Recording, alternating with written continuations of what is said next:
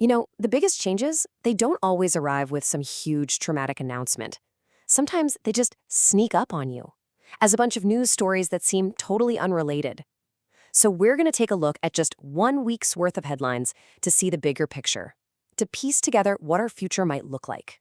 Because honestly, when you start connecting those dots, you see the outline of a world being totally rewired by artificial intelligence. And it really all boils down to one central question.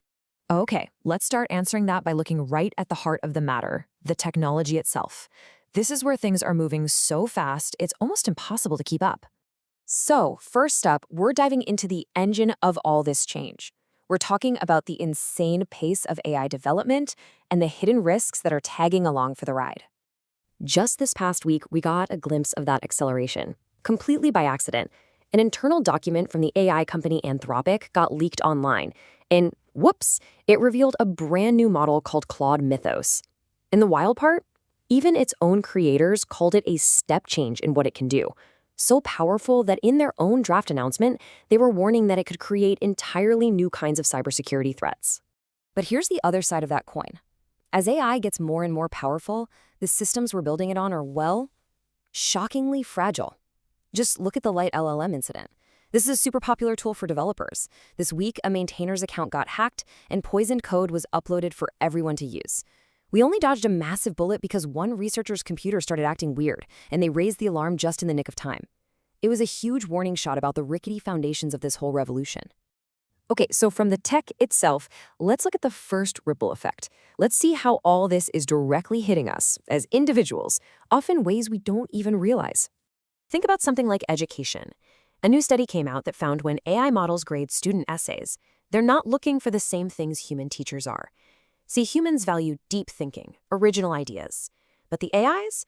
They reward things like word count, perfect structure, and just looking polished. And that's a huge problem, right? You get students learning how to write for a machine just to get a good score, instead of actually learning how to think critically. This pressure is also showing up in the courtroom. For years, social media companies were kind of untouchable when it came to liability. But that's all changing. Juries are now holding companies like Meta and YouTube responsible for the actual design of their platforms. I mean, this massive $390 million verdict against Meta wasn't about one bad post. It was a judgment against the very architecture of addiction, things like algorithmic feeds and endless scrolling. And this pressure is also coming from some pretty blatant privacy violations. Federal regulators are bringing the hammer down on the dating app OkCupid. And why? Because they allegedly shared almost 3 million private user photos with a facial recognition company. All of it without telling anyone or asking for permission. The penalty they're looking at is a 20-year privacy order, which is basically a signal that the days of just quietly taking our data might be coming to an end. And sometimes, the pressure on us is more direct, and frankly, way more devious. There's this rising attack called paste jacking. It's not some sophisticated hack, it just tricks you. You see instructions online that say copy and paste this command, you do it, and boom, you've just installed malware on your own computer.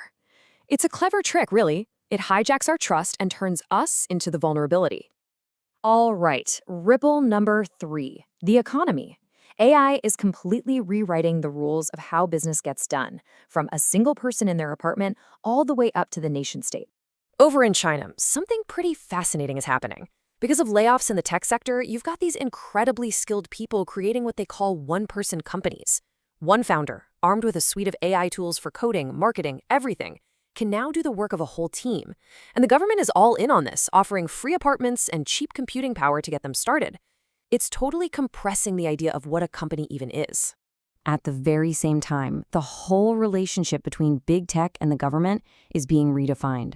The Pentagon is basically telling AI companies to get rid of their own ethical rules. The message is crystal clear. If you want to get our defense contracts, your AI has to be usable for any lawful military purpose, no matter what your acceptable use policy says. The customer, in this case, the government, is overriding the creator's own safety rules. And that leads us to the fourth and biggest ripple of all, the way AI has now become a central playing piece in the global game of power and influence. For centuries, what made a country powerful was pretty simple: land, resources, people. Well, that whole model is getting turned on its head.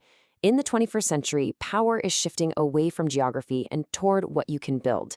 It's becoming less about where you are on a map and more about what technology you can create and deploy.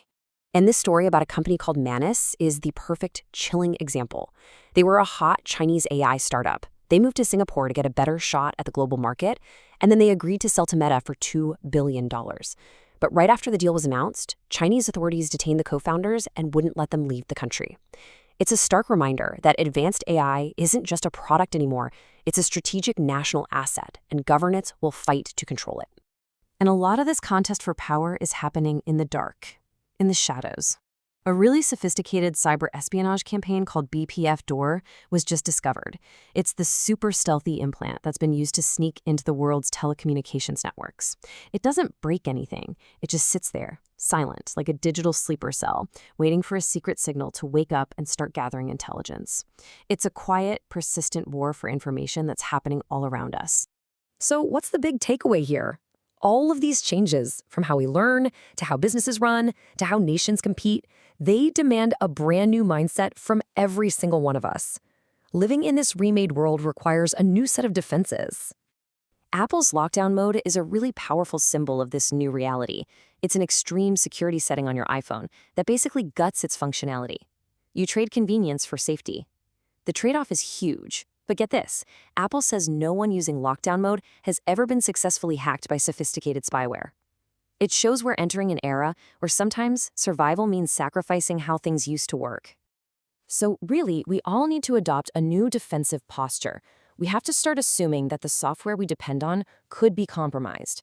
We have to recognize that online, the message that gets repeated the most often wins, not necessarily the one that's true. We have to be deeply skeptical when a website says, hey, just paste this command. And we need to understand that the biggest threats aren't the loud, disruptive ones. They're the quiet ones that play the long game. So that leaves us with this one final massive question. In a world that is being remade this quickly, who's actually responsible for putting up the guardrails? Is it the people who create the tech? Is it the governments? Or in the end, does it just fall on each and every one of us to figure out how to navigate this new landscape all on our own?